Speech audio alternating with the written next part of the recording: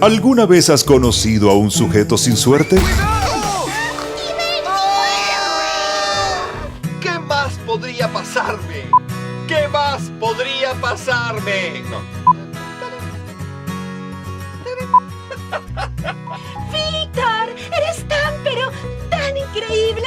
En esta ocasión, el demente del disfraz planeaba robar... perdón. Yo me las arreglé. Ser pateado por el niño. Me fui. ¡Genial! Escaparemos en ese discreto auto. Más largo. ¡Víctor! ¡Eres tan, pero tan increíble! ¿Qué más podría pasarme?